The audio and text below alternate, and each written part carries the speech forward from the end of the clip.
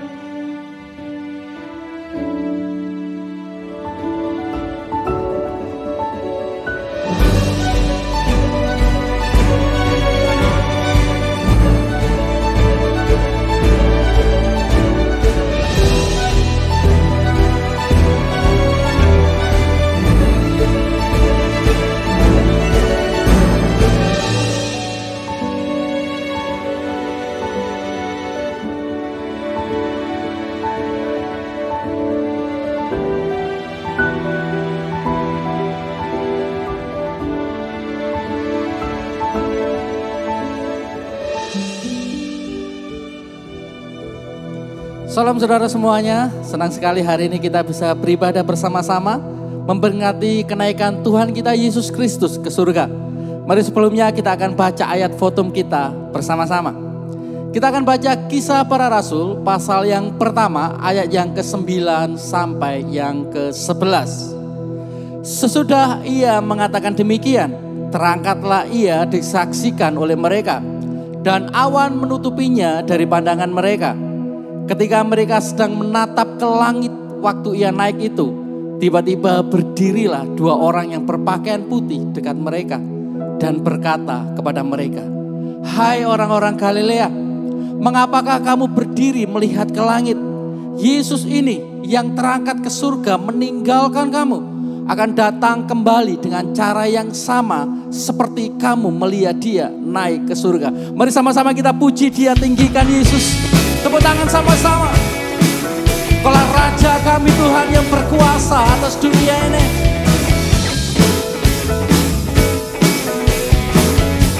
Bersyukurlah. Bersyukurlah kepadanya, bawalah pujian baginya, karena dia Raja, dia yang perkasa. Tuhanlah kekuatanku, mazmur dan keselamatanku, dia penolongku yang beri hidupku. Kau yang berjaya, seluruh semesta sujud menyembah. Agunglah kebangkitanmu, mujizat telah terjadi. Junjung kasih anugerahmu, kekal kekuatanmu. Lihat, masuklah perbuatanmu, kau penyelamat hidupku. Kasihmu tiada tara, bertata kau Tuhan Rajaku. Tepuk tangan sama-sama bagi Yesus Tuhan kita. Bersyukurlah. Bersyukurlah kepadanya, bawalah pujian baginya, karena dia Raja, dia yang perkasa. Tuhanlah kekuatanku, mazmur dan keselamatanku,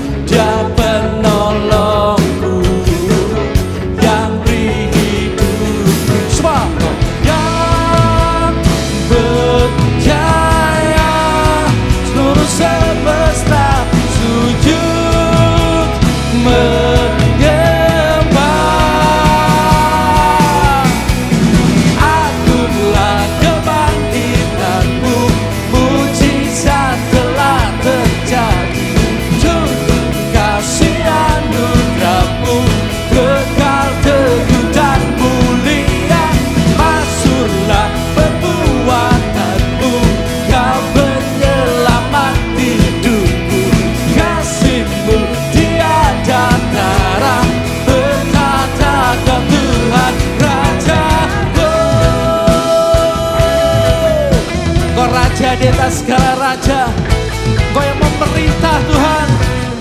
Mari tepuk tangan sama-sama bagi Dia. Kau yang berjaya, suruh semesta sujud menyembah. Kau yang berjaya, suruh semesta sujud menyembah.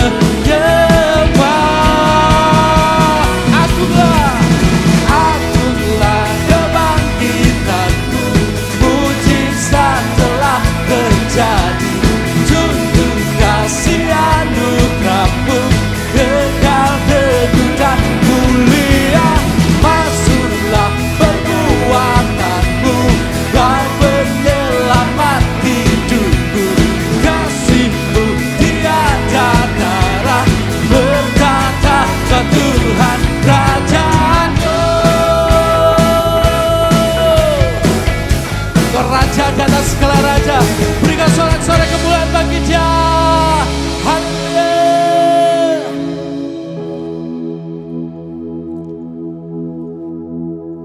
Kenaikan-Mu Tuhan membawa pengharapan dalam hidup kami.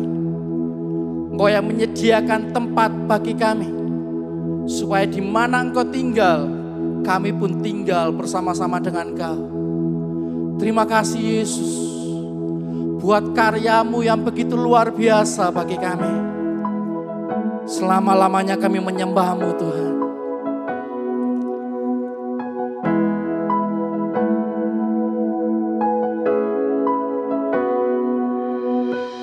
Ku percaya Kristus yang telah bangkit, kuasa-Nya telah menang, kekal kerajaan-Nya.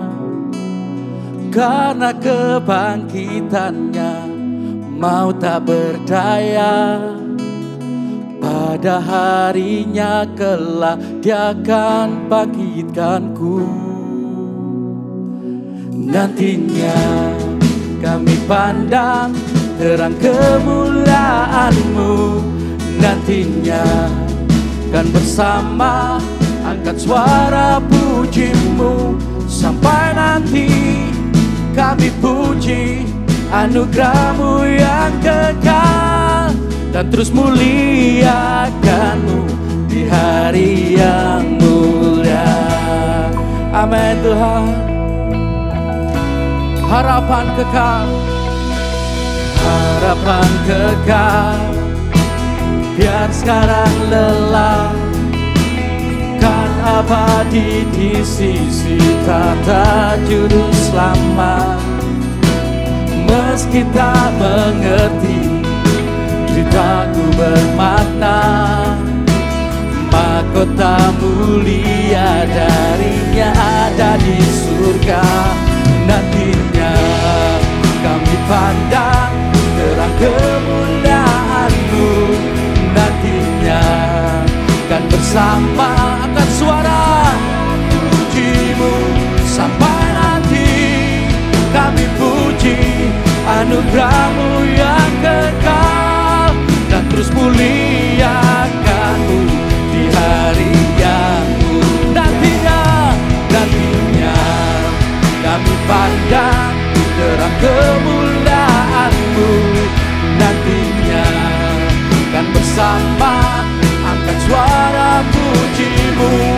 Sampai nanti kami puji anugerah-Mu yang kekal, dan terus muliakan-Mu di hari yang mulia. Kami meninggikan Kau Yesus Kristus, Raja di atas segala raja. Mari coba Tuhan sama-sama. Haleluya. Haleluya, betapa indahnya. Amin. Saat jumpamu ku kuat sempurna, dalam peluk kasih-Mu, dalam peluk kasih-Mu ku akan melihat Bapa menantiku di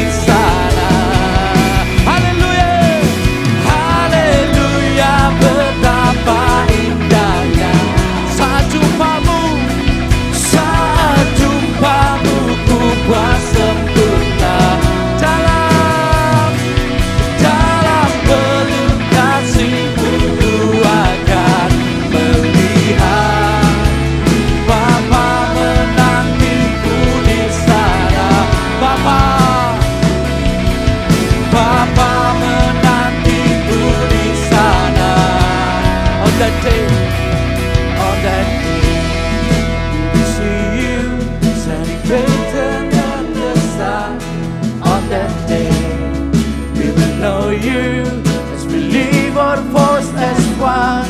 Till that day we will praise you for your never-ending grace, and we will keep on singing on that glorious day. On that day we will see you shining brighter than the sun. On that day we will know you as we live our voice as one. Till that day we will praise you for your never-ending grace, and we will keep on singing on that glorious day, and we will keep on singing on that glorious day, and we will keep on singing on that glorious day. Berikan sorak-sorai kemuliaan bagi Yesus. Haleluya. Amin. Suatu saat nanti semua mulut akan mengaku bahwa Yesus adalah Tuhan, dan setiap lutut akan bertelut menyembah Yesus adalah Tuhan dan Raja. Kami bersyukur Tuhan, Engkau mengangkat kami menjadi anak-anak-Mu. Kami bersyukur Tuhan, di mana Engkau berada, di situ pun kami berada. Terima kasih untuk kenaikan-Mu ke surga yang menyediakan tempat bagi kami. Terima kasih Tuhan. Inilah ucapan syukur kami. Dan saatnya kami akan mendengar kebenaran firman-Mu. Kami percaya kabar Injil, kabar kebenaran itu adalah pengharapan bagi hidup kami. Biar Roh Kudus Kau yang mengkalibrasi hati kami. Roh Kudus Kau yang memberikan pengharapan kepada kami bahwa kenaikan-Mu ke surga Yesus Kristus itu adalah harapan terbesar kami. Terima kasih, kami siap untuk mendengar kebenaran firman-Mu. Dalam nama Bapa, Putra, dan Roh Kudus Allah Tritunggal. Haleluya. Amin. Sebelum kita mendengar akan kebenaran firman Tuhan, kita semua diberikan kesempatan untuk memberikan persembahan syukur kita yang akan dipergunakan bagi pekerjaan Tuhan melalui Gibeon Church. Anda dapat memberi secara online, yaitu dengan cara transfer ke nomor rekening yang tertera di layar Anda, atau scan QR Code melalui aplikasi-aplikasi yang ada. Kita memberi bukan supaya diberkati, tetapi kita memberi karena kita sudah diberkati. Sebelum memberi, mari kita berdoa terlebih dahulu.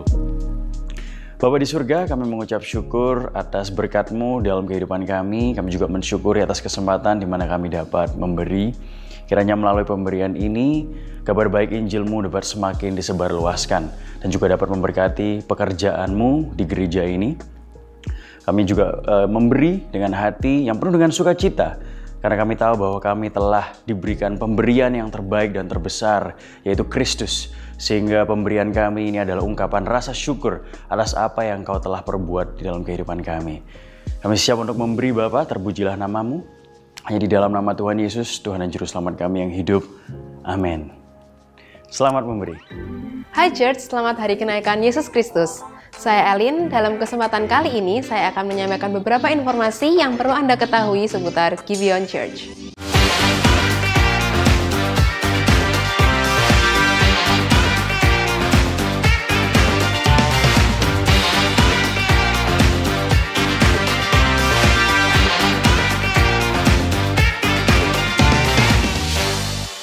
Sunday Service atau ibadah minggu di Gibeon Church diadakan setiap hari Minggu pukul 8, 10.30 dan pukul 1 siang. Minggu ini kita akan melanjutkan Sermon Series Credo Rasuli minggu kelima. Bagi Anda yang berhalangan hadir, Anda dapat mengikuti live streaming ibadah kami melalui YouTube Gibeon Church Surabaya. Bagi Anda yang memiliki anak berusia batita sampai kelas 6 SD, kami menyediakan ibadah kids. Sedangkan untuk Anda yang memiliki anak-anak usia SMP dan SMA, Anda dapat mendorong anak-anak Anda untuk mengikuti ibadah youth. Ibadah youth dan kids diadakan di Gibeon Church setiap hari Minggu pukul 10.30 dan pukul 1 siang. Connect with us melalui sosial media kami seperti Instagram, Facebook, TikTok, dan YouTube Gibeon Church Surabaya, serta melalui website kami di www.gibeon.church. Di sana Anda bisa mendapatkan informasi terupdate mengenai events yang akan datang di Gibeon Church. Kami mengucapkan terima kasih bagi Anda yang sudah mengambil bagian dalam proses pembangunan dan renovasi gedung Gibeon Church hingga saat ini.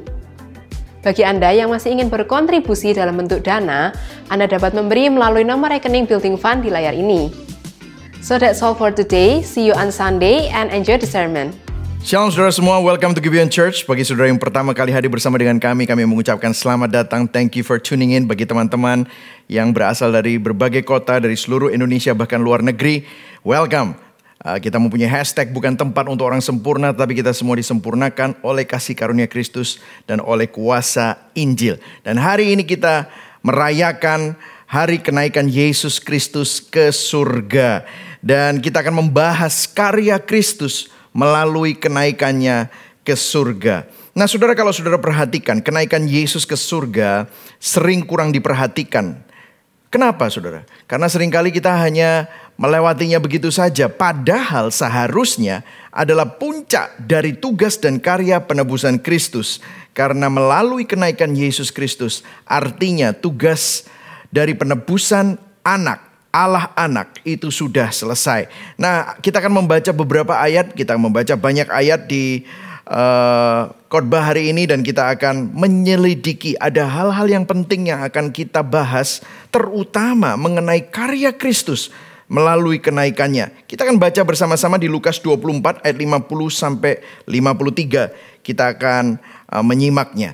Lukas 24 ayat 50 berkata, lalu Yesus membawa mereka keluar kota sampai dekat Betania. Di situ ia mengangkat tangannya dan memberkati mereka.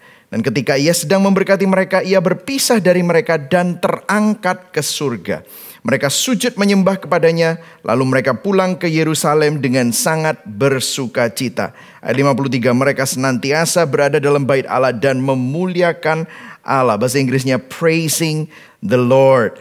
Kemudian kita akan lihat juga di Kisah Para Rasul 1 ayat 9 sampai 11. Ini juga diceritakan bagaimana Yesus naik ke surga. Sesudah ia, yaitu Yesus mengatakan demikian, terangkatlah ia disaksikan oleh mereka dan awan menutupnya dari pandangan mereka. Ketika mereka sedang menatap ke langit, waktu ia naik itu, tiba-tiba berdirilah dua orang yang berpakaian putih dekat mereka. Dan ayat 11 berkata, dan berkata kepada mereka, hai orang-orang Galilea, mengapakah kamu berdiri melihat ke langit? Yesus ini yang terangkat ke surga meninggalkan kamu akan datang kembali dengan cara yang sama seperti kamu melihat dia naik ke surga. Nah saudara, ada dua cerita ini. Kalau saudara perhatikan di kitab Lukas hanya dikatakan bahwa Yesus terangkat ke surga. Namun di kitab Lukas tidak dikasih tahu bagaimana dia terangkat. Namun kalau kita perhatikan di kitab Kisah Para Rasul, di sini dituliskan bahwa dia terangkat, namun ada awan yang menutupi Yesus. Dan dari pandangan mereka, mereka tidak bisa melihat, mereka hanya bisa melihat awan itu. Dan kemudian Yesus terangkat di dalam awan. Nah Yesus terangkat ke surga dalam awan yang menutupinya. Nah hal ini merupakan sesuatu yang signifikan karena kita akan membahasnya nanti. Karena awan ini adalah awan Shekinah. Awan apa saudara? Awan Shekinah, awan kemuliaan. Yaitu awan yang merupakan suatu sarana yang memindahkan Yesus dari bumi ke surga. Yaitu melalui apa? Awan Shekinah, awan kemuliaan. Nah kita akan melihat bersama-sama nanti bagaimana signifikansinya. Nah sebelumnya saudara, saya mau mengajak saudara untuk melihat ada sebuah detail. Di kitab Lukas yang tadi kita baca, kita akan memperhatikan ada sesuatu yang penting. Kata-katanya sangat kecil, namun itu sangat penting. Coba kita lihat ada suatu perbedaan sikap nanti ya saudara ya. Dan di Lukas 24 di ayat 52 dikatakan waktu mereka melihat Yesus terangkat ke surga, dikatakan di ayat 52, dikatakan begini saudara. Mereka sujud menyembah kepadanya. Lalu mereka pulang ke Yerusalem dengan sangat apa saudara? Bersuka cita. Jadi mereka sangat bersuka cita. Bahkan ayat 53, they're praising the Lord di dalam bait Allah. Nah mengapa ini penting? Karena kalau saudara lihat sepintas saja, ini kan biasa. Nah Anda harus menyadari bahwa sebelum Yesus disalib, Yesus pernah berkata kepada murid-muridnya bahwa dia harus meninggalkan mereka. Dia harus kembali kepada Bapanya di surga. Dan Yesus harus meninggalkan murid-muridnya. Tapi kalau saudara perhatikan, sebelum peristiwa salib, dalam kematian Yesus dan kebangkitan Yesus, saat Yesus berkata kepada murid-murid bahwa dia akan pergi meninggalkan mereka, tidak ada perasaan sukacita sama sekali. Tidak ada mereka bersukacita, yang ada malah mereka berdukacita. Coba kita perhatikan ya, di Yohanes 16 ayat 16 sampai 20, di ayat-ayat ini dapat dilihat bagaimana perasaan murid-murid pada saat Yesus menceritakan bahwa aku tidak akan bersama dengan kamu lagi. Dikatakan begini saudara, di ayat 16, Yohanes 16 ayat 16. Tinggal sesaat saja dan kamu tidak melihat aku lagi. Dan tinggal sesaat saja pula dan kamu akan melihat aku. Mendengar itu beberapa dari muridnya berkata seorang kepada yang lain, apakah artinya ia berkata kepada kita, tinggal sesaat saja dan kamu tidak melihat aku, dan tinggal sesaat saja dan kamu akan melihat aku, dan aku pergi kepada Bapa? Maka kata mereka, apakah artinya ia berkata tinggal sesaat saja? Kita tidak tahu apa maksudnya. Para murid saat itu sangat terganggu. Mereka sangat bingung, mereka sangat sedih bahwa Yesus mengatakan bahwa dia akan meninggalkan murid-murid Yesus. Dan murid-muridnya gak mau Yesus pergi. Para murid tidak bisa membayangkan bagaimana kepergian Yesus memiliki nilai penebusan atau nilai sebagai Mesias yang gagah perkasa yang akan menyelamatkan umatnya. Bagaimana itu bisa terjadi kalau Yesus pergi? Bahkan banyak orang Kristen yang berandai-andai sekarang. Bahkan bilang begini, wah kalau aku bisa hidup di zaman Yesus ya. Kalau Yesus masih ada sekarang. Atau kalau kita bisa hidup di zaman Yesus pada waktu dia melakukan mujizat-mujizat. Wah itu akan keren sekali. Dan Yesus gak perlu naik ke surga lah.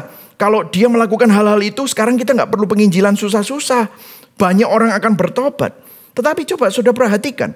Yesus menjelaskan bahwa kenaikannya ke surga adalah untuk kepentingan mereka. Bahwa kenaikannya ke surga adalah untuk kebaikan mereka. Dia harus pergi untuk keuntungan mereka. Yesus harus naik ke surga. Namun awalnya mereka tidak mengerti. Tapi lihat apa yang dikatakan Yesus. Ayat 19. Yesus tahu bahwa mereka hendak menanyakan sesuatu kepadanya.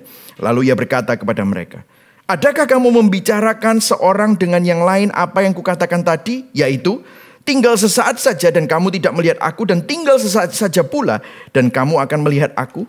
Aku berkata kepadamu, sesungguhnya kamu akan menangis dan meratap, tetapi dunia akan bergembira. Kamu akan berduka cita. Tapi perhatikan di sini. Tetapi duka citamu akan berubah menjadi sukacita. Wow, saudara, ada sesuatu yang luar biasa di sini. Coba saudara perhatikan di sini. Saudara, tahukah kita perlu memahami bahwa kenaikan Yesus ke surga adalah suatu kebaikan dan keuntungan bagi murid-murid Yesus dan bagi kita dibandingkan kalau dia tetap berada di bumi. Nah, apa yang terjadi? Saat murid-murid memahami kebenaran ini, sikap mereka berubah secara radikal. Dari suatu duka cita, suatu ketakutan, suatu kekecewaan menjadi suatu sukacita yang besar saat mereka kembali ke Yerusalem. Kenapa kok bisa begitu? Karena sekarang mereka mengerti, mereka memahami mengapa Yesus pergi dan kemana Yesus pergi. Dan ini membuat suatu kegembiraan yang besar dan sukacita yang besar bagi murid-muridnya. Dan seharusnya juga merupakan suatu sukacita besar bagi saudara dan saya. Nah, mungkin yang perlu saudara pelajari dan kita semua renungkan hari ini, pemahaman apa itu yang membuat mereka bersuka cita. Nah, hari ini kita akan melihat 4 hal yang terjadi karena kenaikan Yesus ke surga. Dan 4 hal ini yang merupakan kebenaran itu adalah kebaikan bagi kita dan keuntungan bagi kita jika Yesus naik ke surga. Oke, are you ready? Yang pertama saudara, Yesus naik ke surga karena dia sedang mengalami yang pertama adalah pemuliaan, glorification. Saudara bisa katakan pemuliaan, glorification. Apa maksudnya? Coba kita lihat sama-sama di Yohanes 17 ayat 1 sampai 5. Dikatakan begini. Demikianlah kata Yesus, lalu ia menengadah ke langit dan berkata, Bapa, ini adalah doa Yesus pada waktu Yesus berdoa buat murid-muridnya dan dia berdoa kepada Bapa. Dikatakan begini, Bapa, telah tiba saatnya. Permuliakanlah anakmu supaya anakmu mempermuliakan engkau. Sama seperti Engkau telah memberikan kepadanya kuasa atas segala yang hidup, demikian pula Ia akan memberikan hidup yang kekal kepada semua yang telah Engkau berikan kepadanya. Ayat 3, inilah hidup yang kekal itu, yaitu bahwa mereka mengenal Engkau, satu-satunya Allah yang benar, dan mengenal Yesus Kristus yang telah Kau utus. Nah, kalau saudara perhatikan di sini, dia berkata bahwa permuliakanlah anakmu. Coba kita perhatikan di sini. Yesus meninggalkan kemuliaan surga. Pada saat dia turun ke dunia, dia meninggalkan kemuliaan itu di surga. Melalui apa? Inkarnasi. Dia mengosongkan dirinya dari kemuliaan. Dia tidak mengosongkan dirinya dari ketuhanan, namun dari kemuliaan. Dan dia menambahkan rupa manusia kepada ketuhanannya. Dan pada waktu Yesus berdoa di Yohanes 17, dia berkata, permuliakanlah aku padamu sendiri dengan kemuliaan yang kumiliki di hadiratmu sebelum dunia ada. Coba kita lihat di ayat yang keempat dan kelima. Aku telah mempermuliakan engkau di bumi dengan jalan menyelesaikan pekerjaan yang engkau berikan kepadaku untuk melakukannya. Ayat 5, perhatikan di sini. Oleh sebab itu, ya Bapa, baca sama-sama. Permuliakanlah aku padamu sendiri dengan kemuliaan yang kumiliki di hadiratmu sebelum dunia ada. Jadi saudara perhatikan, ternyata Yesus sudah ada sebelum dunia ada dan dia hidup dalam kemuliaan Bapa.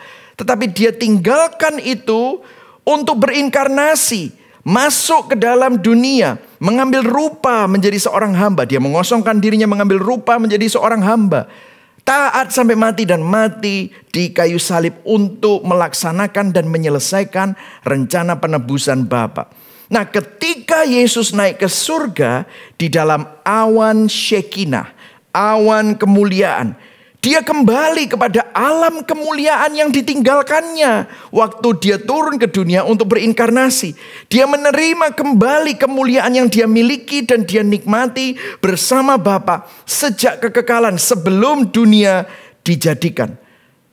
Apa yang Yesus lakukan? Dia menyisihkan kemuliaan itu saat dia melakukan tugas inkarnasinya di dunia. Ini adalah hal pertama yang perlu kita pahami mengenai kenaikan Yesus ke surga. Ini adalah hal yang sangat besar. Ini adalah hal yang sangat mulia. Jadi saat murid-murid Yesus menyembah dia, memuji dia dengan sukacita, waktu mereka kembali ke Yerusalem dan memuji di bait Allah, mereka begitu paham bahwa guru mereka, juru selamat mereka, Mesias mereka sedang mendapatkan kembali kemuliaannya. Penghinaan terhadap Yesus sudah berakhir. Kehinaannya sudah berakhir. Dan sekarang glorification-nya, pemuliaannya telah dimulai. Amin saudara. Jadi Yesus menerima kemuliaan itu. Dan ini sesuatu yang luar biasa. Karena Yesus benar-benar adalah Allah, pribadi Allah yang bersama-sama dengan Bapa, Putra, dan Roh Kudus yang menerima kemuliaannya kembali saudara. Nah itu yang pertama. Nah dimensi kedua yang penting akan kenaikan Yesus Kristus adalah bahwa bukan saja dia mengalami pemuliaan atau glorification. Tetapi yang kedua adalah dia masuk dalam penobatannya sebagai Raja. King's coronation. Dia dinobatkan menjadi Raja. Coba kita lihat sama-sama di Efesus 1 ayat 19 sampai 22. Dikatakan begini, dan betapa hebat kuasanya bagi kita yang percaya sesuai dengan kekuatan kuasanya. Ayat 20, yang dikerjakannya di dalam Kristus dengan membangkitkan dia dari antara orang mati dan mendudukkan dia di sebelah kanannya di surga. Siapa dia ini? Yaitu Yesus. Yesus didudukkan di tahta di sebelah kanan Allah Bapa di surga. Dikasih kuasa. Apa kuasanya? Ayat 21. Jauh lebih tinggi dari segala pemerintah dan penguasa dan kekuasaan dan kekerajaan dan tiap-tiap nama yang dapat disebut, bukan hanya di dunia ini saja melainkan juga di dunia yang akan datang. Ayat 22, dan segala sesuatu telah diletakkannya di bawah kaki Kristus, dan dia telah diberikannya kepada jemaat sebagai kepala dari segala yang ada. Nah, ayat ini berkata tentang apa? Yesus ditahbiskan naik ke tahta menjadi raja, duduk di sebelah kanan Allah Bapa. Bukan hanya itu saja, tapi dia punya otoritas dan kuasa atas seluruh ciptaannya. Anak domba yang disembelih sekarang telah menjadi singa Yehuda yang bertahta atas seluruh alam semesta ciptaannya sendiri. Nah saudara, ini kenapa kok sangat penting? Begini saudara, banyak orang kurang paham bahwa orang banyak berpikir kerajaan Allah itu sesuatu yang belum terjadi. Nanti terjadi kalau kita masuk surga, langit baru, bumi baru. Betul, tetapi juga salah pada saat yang bersamaan. Jadi begini saudara, kerajaan Allah bukan tunggu nanti. Kerajaan Allah itu sudah dimulai sekarang. Memang di zaman Yohanes Pembaptis, waktu dia berkata, hai orang-orang, bertobatlah sebab kerajaan surga sudah dekat. Dia berbicara tentang Yesus. Karena waktu itu Yesus melayani di bumi dan kerajaan surga itu baru mulai, karena Yesus waktu itu belum memulai pelayanannya. Tapi waktu Yesus melayani, dikatakan kerajaan surga ada dan diam berada di antara kamu. Nah sekarang saat Yesus sudah naik ke surga, rajanya sudah bertahta. Sang raja sudah ditahbiskan. Sang raja sudah memiliki semua otoritas di bumi dan di surga. Ini adalah suatu peristiwa kosmik. Kerajaan surga sudah dimulai, bahkan di bumi. Memang belum termanifestasi secara penuh. Makanya sekarang ada di dalam suatu realita, yaitu kita ada di dalam realita sudah tapi belum. Already but not yet. Di mana Yesus sudah dinobatkan menjadi raja. Kristus berdaulat menjadi raja di atas segala raja.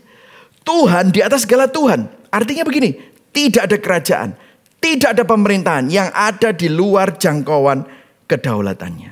Nah saudara, saat ini saudara ngelihat sejarah, saudara ngelihat apa yang terjadi di dunia, banyak kekacauan, banyak bangsa melawan bangsa, pemilu yang akan terjadi, sudah terjadi dan akan terjadi juga di Amerika.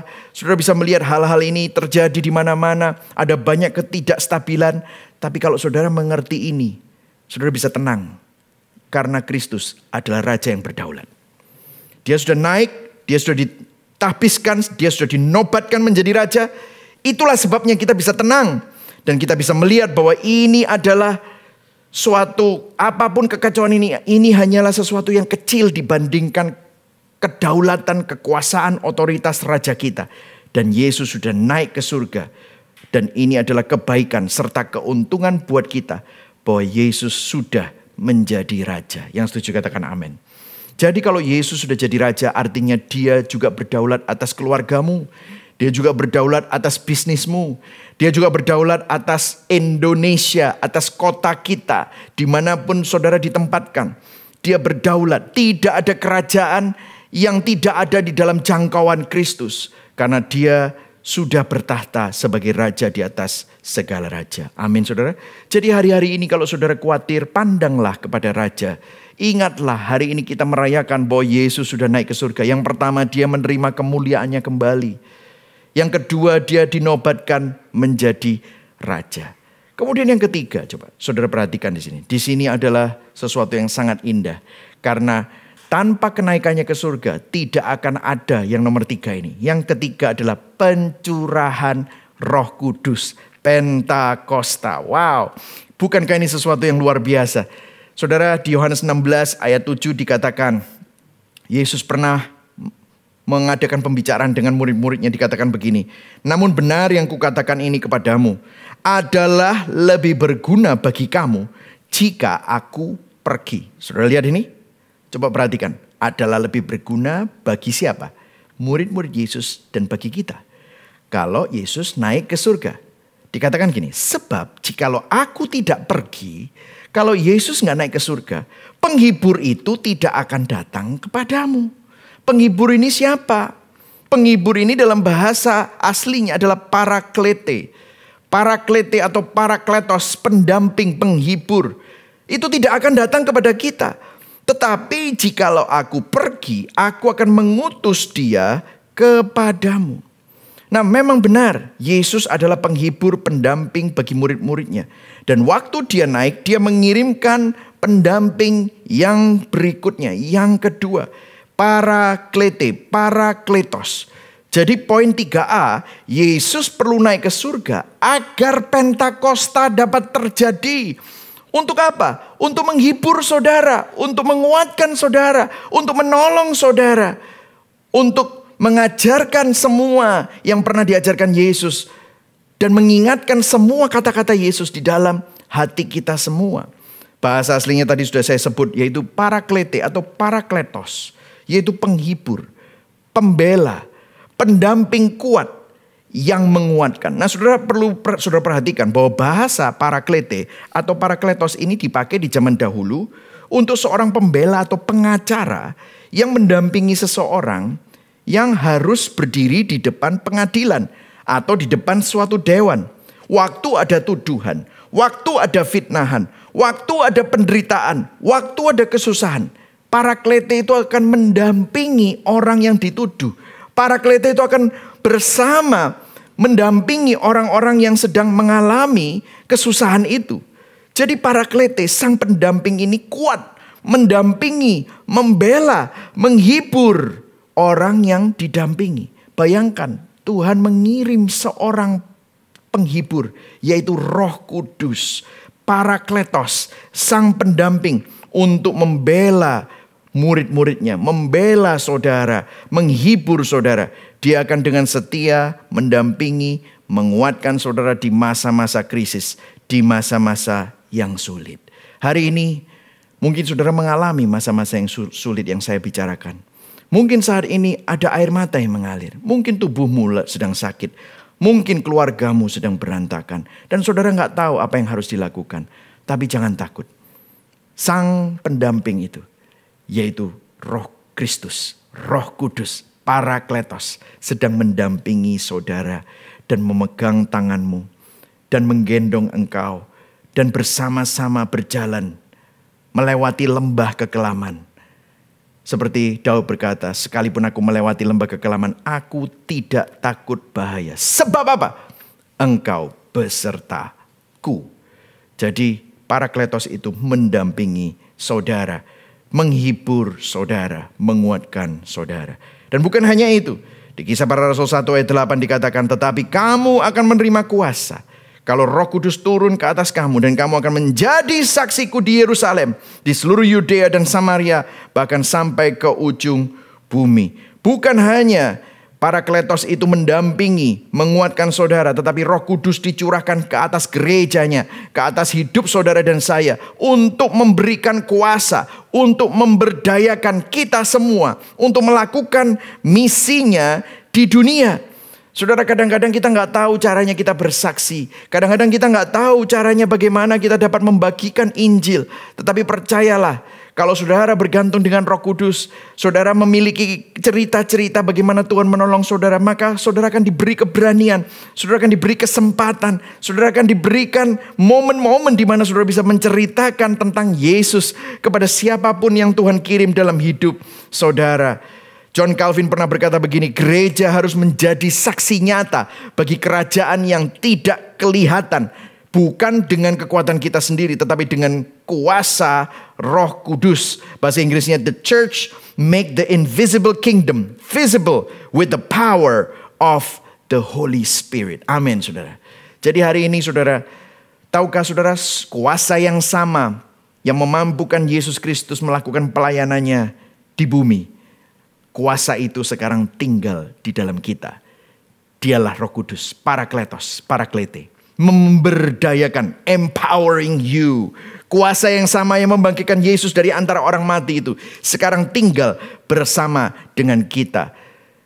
Di dalam dunia ini tidak ada roh yang lebih besar daripada roh yang ada di dalam kita. Kenapa? Karena roh itu adalah roh yang menciptakan langit dan bumi, dan dia bersama dengan saudara dan saya. Kalau dia ada di dalam kita, Siapa yang bisa jadi lawan kita? Maka jangan takut saudara. Dia yang menjadi pendamping bukan pendamping yang lemah, tapi dia adalah pendamping yang kuat. Amin saudara. Dan yang keempat, yang terakhir saudara. Apa yang menjadi pemahaman murid-murid pada waktu mereka bersuka cita? Dulunya berduka cita, sekarang bersuka cita. Saudara tahu yang keempat, Yesus Kristus naik ke surga sebagai imam besar kita yang mendoakan kita.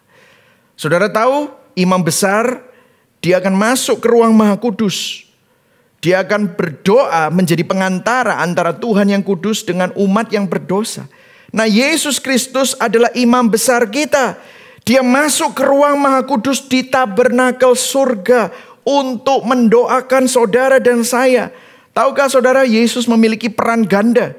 Dia raja, seperti tadi dinobatkan, dia berdaulat, dia memiliki kuasa, raja di atas segala raja, Tuhan di atas segala Tuhan, anak domba yang disembelih menjadi singa Yehuda.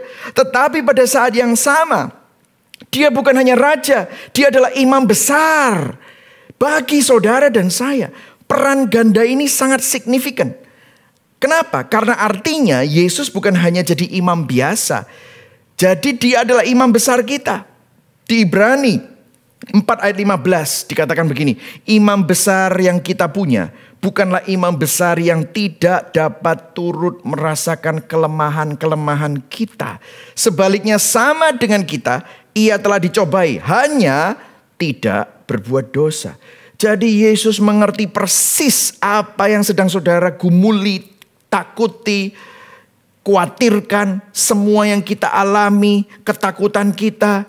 Dia pernah mengalaminya dan dia menang atas semuanya itu. Nah, pekerjaan imam besar itu sudah selesai di hadapan Bapa. Pekerjaan raja sudah selesai, bahkan dia berdaulat. Namun pekerjaan imam besar untuk mendoakan kita itu masih terus berjalan. Coba saudara perhatikan doa Yesus. Jadi dia mendoakan kita. Dan salah satu di kitab Yohanes ada tercatat doa Yesus. Dan saudara tahu doa Yesus ini luar biasa. Dan kalau kita mempelajari doa Yesus di situ menunjukkan bagaimana dia mendoakan saudara dan saya. Di Yohanes 17 ayat 9 sampai 11. Wah, ini ayat yang luar biasa dan sangat memberkati saya. Dikatakan begini. Aku berdoa untuk mereka. Mereka itu siapa? Orang-orang yang percaya. Saudara dan saya, domba-dombanya, umatnya. Lihat. Bukan untuk dunia aku berdoa, tetapi untuk mereka yang telah engkau berikan kepadaku. Artinya begini, Yesus sudah tahu siapa yang akan diberikan Bapa kepada dia. Sebab mereka adalah milikmu. Siapa mereka ini? Saudara yang percaya kepada dia. Kita yang adalah umatnya. Dan dikatakan begini ayat 10. Dan segala milikku adalah milikmu. Dan milikmu adalah milikku. Dan aku telah dipermuliakan di dalam mereka. Jadi bukan untuk dunia Yesus berdoa. Tetapi untuk saudara. Untuk umatnya. Untuk orang-orang yang percaya. Ayat 11. Dan aku tidak ada lagi di dalam dunia. Tetapi mereka masih ada di dalam dunia. Dan aku datang kepadamu ya Bapa yang kudus. Perhatikan di sini. Peliharalah mereka dalam namamu. Yaitu namamu yang telah engkau berikan kepadaku. Supaya mereka menjadi satu sama seperti kita. Wow, luar biasa. Saudara mungkin saudara bertanya. Tuhan itu apa peduli ya sama hidupku? Saudara lihat 2000 tahun yang lalu. Bahkan sampai sekarang. Doa yang sama. Yang dinaikkan Yesus masih dinaikkan di surga. Dialah imam besar saudara dan saya yang masih berdoa. Peliharalah umatku di dalam namamu. Peliharalah mereka. Saudara, doa Yesus ini bagi kita adalah suatu jaminan. Katakan sama-sama jaminan. Kenapa? Untuk senantiasa kita dimampukan bertekun dalam iman. Ini membuktikan bahwa doktrin perseverance of the saints. Doktrin ketekunan orang-orang kudus. Artinya begini. Kalau saudara bisa tekun, itu bukan karena saudara. Kalau kita bisa setia, saudara dan saya bisa memiliki kekuatan dalam iman kita. Itu bukan karena kita hebat, bukan karena kita mampu, namun karena ada seorang raja, ada seorang imam besar yang senantiasa mendoakan saudara dan saya. Dan lihat doanya di ayat 11 tadi. Aku tidak lagi ada di dalam dunia, tetapi mereka masih ada di dalam dunia. Dan aku datang kepadamu, ya Bapa yang kudus. Dia berdoa buat saudara. Pelihara mereka. Pelihara mereka. Keep them in your name. Di dalam namamu. Yaitu namamu yang telah engkau berikan kepadaku. Wow saudara. Kata-kata Yesus ini, peliharalah mereka. Artinya begini, di dalam jatuh bangunnya iman kita. Dalam ketidakkonsistenan kita. Saudara dan saya dipelihara. Di dalam kegagalan saudara, Dia adalah Tuhan yang tidak pernah gagal. Di dalam ketidaksetiaan kita, Dialah Tuhan yang setia. Di dalam kelemahan kita, Dialah Tuhan yang kuat dan kekuatannya tidak berkesudahan. Itu senantiasa menopang saudara, memelihara saudara dan saya. Yang setuju katakan amin. Doa Yesus Kristus, Sang Imam Besar bagi kita sangat ampuh dan berkuasa. Saudara, saya akan tutup dengan sebuah cerita.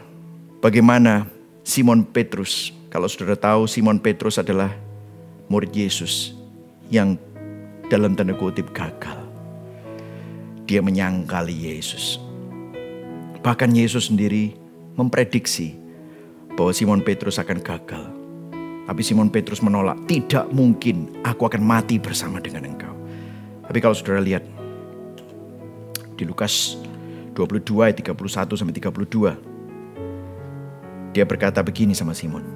Yesus. Ini sebelum Yesus ditangkap. Ini sebelum Simon Petrus menyangkal. Dan kalau saudara tahu ceritanya, Simon Petrus sebenarnya meninggalkan. Dia tidak mau jadi murid lagi. Dia mau kembali jadi nelayan. Tapi lihat, Lukas 22 ayat 31 sampai 32. Dikatakan begini, Simon, Simon, lihat, iblis telah menuntut untuk menampi kamu seperti gandum. Tapi ayat 32, perhatikan di sini. Ini adalah ayat yang jarang dibaca. Tapi waktu kita membacanya, kita akan menerima kekuatan. Karena doa yang sama, itu juga tetap berdoa buat saudara. Tetapi aku telah berdoa untuk engkau, supaya imanmu jangan apa saudara? Gugur. Dan engkau, jikalau engkau sudah insaf. Bayangkan, keinsafan Simon pun sudah diprediksi oleh Yesus. Kenapa? Karena doanya. Kuatkanlah saudara-saudaramu kalau kamu sudah insaf. Simon gagal dalam imannya. Petrus menyangkal Yesus 3 kali. Namun dikatakan Yesus sudah mendoakan supaya iman Petrus tidak gugur. Bahkan dalam kegagalannya, bahkan dalam penyangkalannya. Menurut dunia dia sudah gagal, sudah gugur. Dalam penyangkalannya, menurut standar dunia itu sudah gugur. Tetapi Yesus mendoakan supaya Petrus imannya jangan gugur, supaya Petrus insaf. Dan nanti setelah Petrus bertobat, dia akan dimampukan untuk menguatkan saudara-saudara yang lain. Perhatikan di sini. Yesus yang sama sudah naik ke surga. Yesus yang sama menerima pemuliaan. Dinobatkan sebagai raja yang berdaulat. Mengirimkan Roh Kudusnya yang mendampingi saudara, menghibur saudara, dan menolong saudara. Dan Yesus yang sama yang mendoakan Petrus. Yesus yang sama yang berkata, peliharalah iman Petrus. Jangan sampai iman Petrus gugur. Bahkan Yesus yang sama yang bilang, nanti dia akan insaf. Nanti dia akan menguatkan saudara-saudaranya. Sehingga Petrus menjadi seorang kepala rasul yang memberitakan Injil. Yesus yang sama juga bersyafaat dan mendoakan saudara saat ini juga. Jadi saudara, hari ini kalau saudara bilang, siapa yang peduli sama aku? Tidak ada yang mendoakan aku. Mungkin pendetaku tidak mendoakan aku. Mungkin hamba Tuhan lupa sama aku, padahal aku sudah baik sama hamba Tuhan itu. Mungkin suamiku meninggalkanku. Mungkin istriku meninggalkanku. Mungkin orang tuaku sudah tidak lagi peduli sama aku. Mungkin anak-anakku meninggalkan aku dan saudara seakan-akan seorang diri. Let me tell you, waktu saudara mendengar firman ini, saudara belajar sesuatu. Kalau saudara percaya Yesus, itu bukan karena saudara, tetapi karena Yesus mendoakan saudara. Yesus berdoa, pelihara iman si A, si B, Michael, iman saudara-saudara yang menonton. Mereka adalah umatmu Tuhan. Dia berdoa kepada Bapa. Dan Yesus yang sama bersyafaat dan mendoakan saudara. Artinya begini, di dalam kegagalan kita, kalau Yesus yang berdoa, kalau Yesus yang bersyafaat, maka rencana Tuhan dalam hidupmu tidak akan gagal. Amin, saudara. Pertanyaan reflektifnya, apa sih yang membuat hati kita sedih? Apa sih yang membuat saudara khawatir, takut, dan putus asa?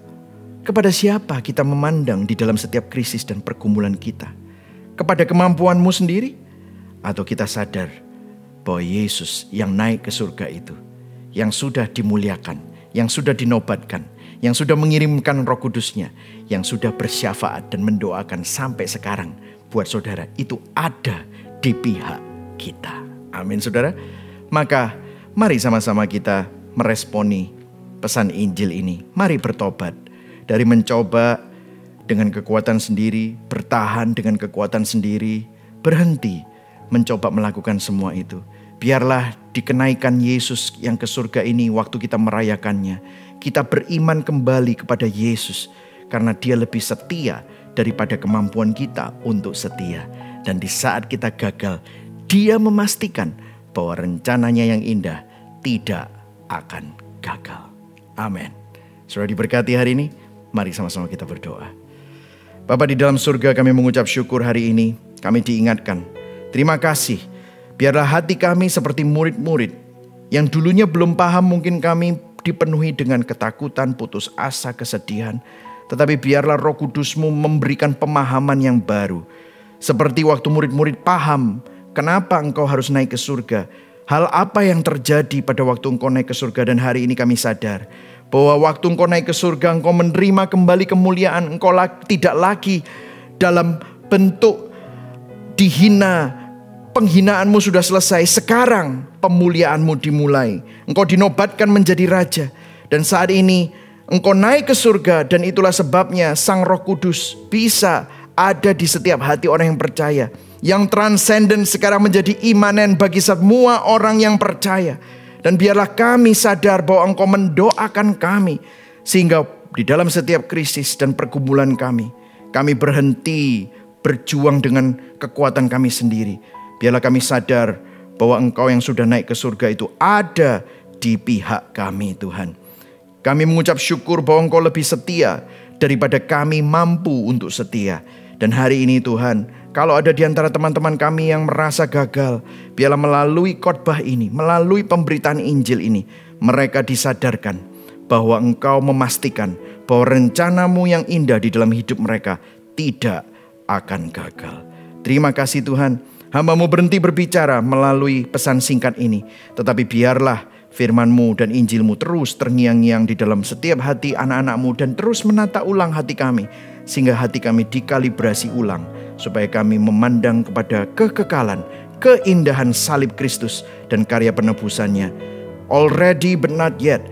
Kami tahu Engkau sudah, meskipun mungkin masih ada hal-hal yang harus kami gumulkan, tapi kami tahu kemenangan sudah ada di pihak kami dan kami lebih dari pemenang. Terima kasih Tuhan. Mari sama-sama kita arahkan hati dan tangan kita kepada Tuhan yang menyelamatkan, memelihara, dan menopang kita.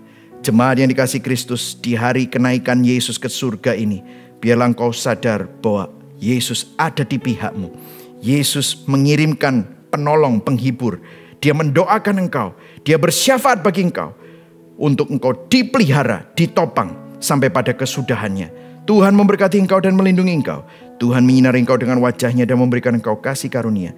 Tuhan menghadapkan wajahnya kepadamu dan memberikan engkau damai sejahtera. Kiranya Allah Bapa, Allah Putra di dalam Yesus Kristus dan Roh Kudus selalu melingkupi, memberkati, menyertai engkau dari sekarang sampai Yesus datang kedua kali, bahkan sampai selama-lamanya. Yang percaya dan menerima, sama-sama katakan, amin. Selamat hari kenaikan Yesus ke surga. Tuhan Yesus memberkati. Puji Tuhan, ibadah kita telah selesai. Bagi Bapak, Ibu, Saudara yang ingin mengenal lebih jauh mengenai Gibeon Church dan rindu untuk menjadi bagian dari Gibeon Church, Anda bisa melakukannya dengan cara scan QR Code yang ada di layar Anda. Di sana Anda dapat mengakses Hello Form bagi Jemaat baru. Anda juga dapat mengunjungi website Gibeon Church untuk mengetahui lebih lanjut segala informasi mengenai kami. Atau, bila Anda memiliki pertanyaan, Anda dapat menghubungi kami melalui nomor WhatsApp kami yang tertera di layar ini. Dan nanti akan ada tim dari Gibeon Church yang akan membantu menjawab setiap pertanyaan Anda. Demikian informasi yang dapat saya sampaikan. Doa dan harapan kami kiranya iman kita semakin dikuatkan dan semakin dibangun oleh kebenaran Injil, sehingga terang Injil semakin bersinar melalui hidup kita dan nama Tuhan semakin dipermuliakan. Amin. Sampai bertemu di ibadah kita selanjutnya. Tuhan Yesus memberkati.